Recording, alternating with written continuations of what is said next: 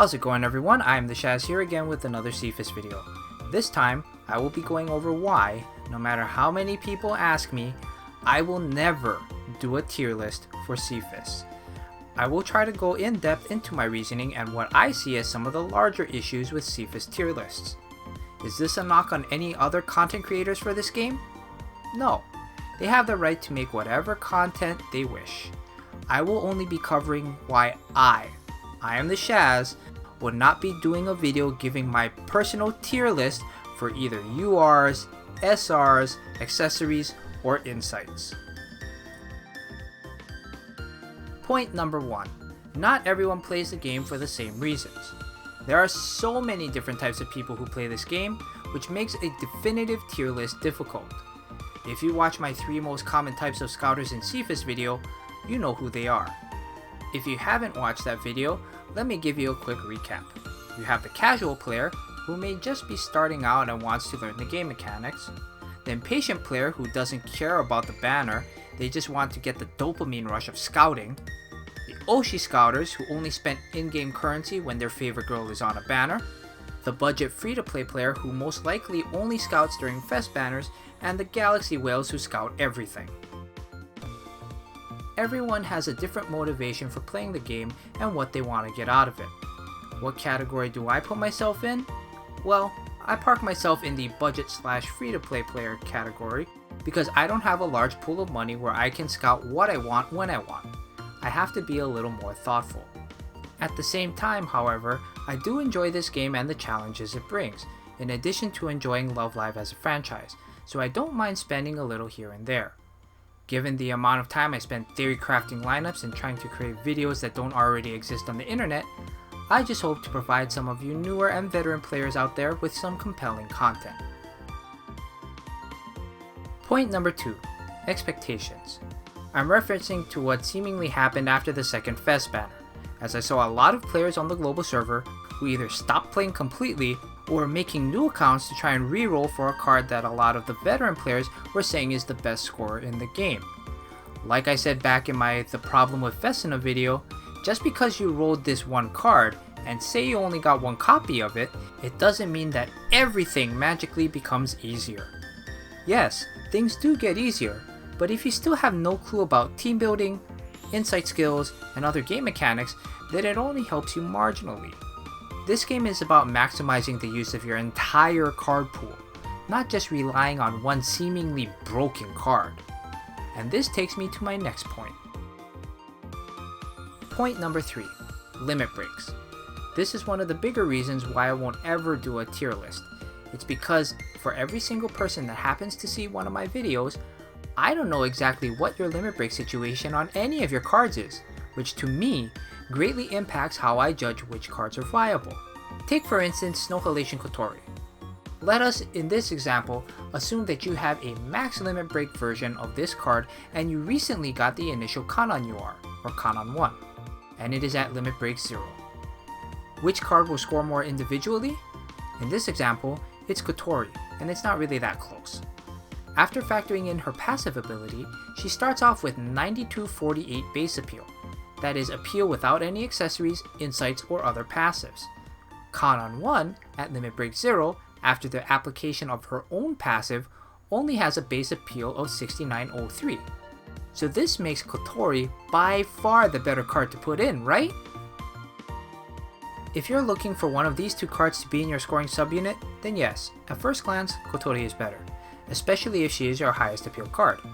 However, from my experience, Kotori is mostly used by more experienced players as a natural attribute only song scorer, something I think of as the score 2 slot. The score 2 slot for me is where you would put an attribute dependent score, which is normally better when enhanced by a more well-rounded, higher appeal card that you could consider your main carry scorer, regardless of attribute. For most people, this would be something like Setsuna 1.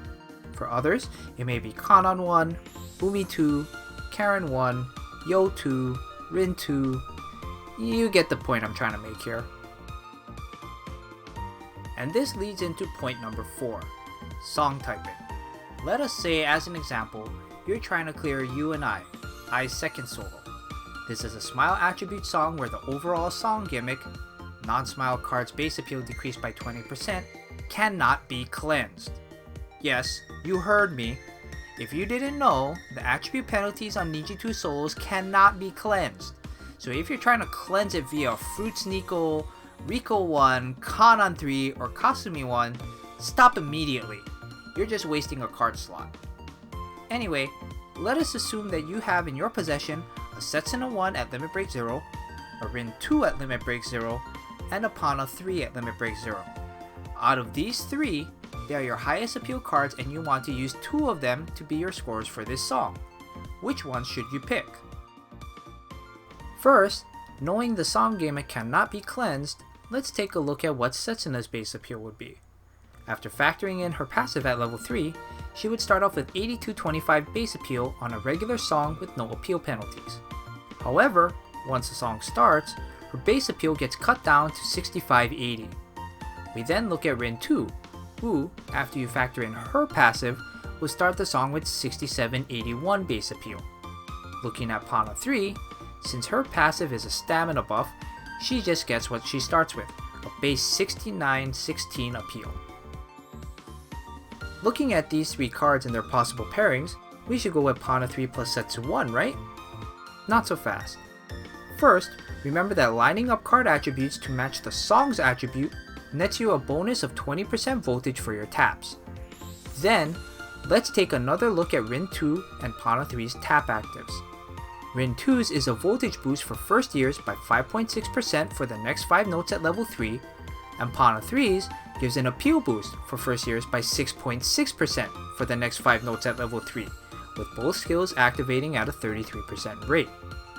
Since the difference in total appeal between Pana 3 plus Setsu 1 and Rin 2 plus Pana 3 are negligible, you are better off using Rin 2 plus Pana 3, as both of their tap actives help that particular scoring strategy of using them as your 2 scores, since Setsuna 1 is neither a first year to take advantage of both Rin 2 or Pana 3's tap actives, nor is she a smile attribute card that would benefit from Rin 2's passive.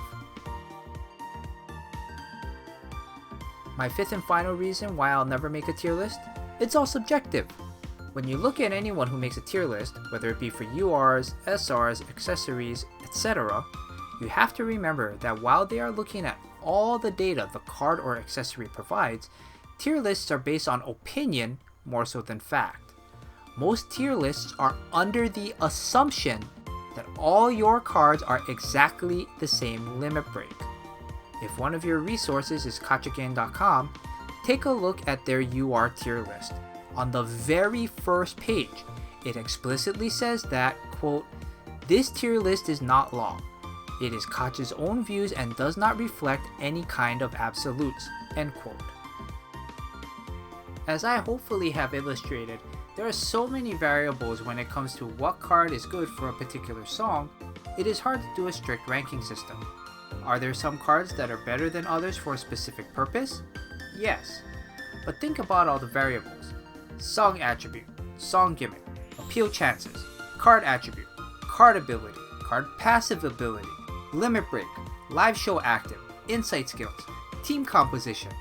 And I can't forget about one of the larger variables, title hunting. Thanks again for watching this video. If you have any suggestions for SIFAS content you'd like to see, please leave a comment down below.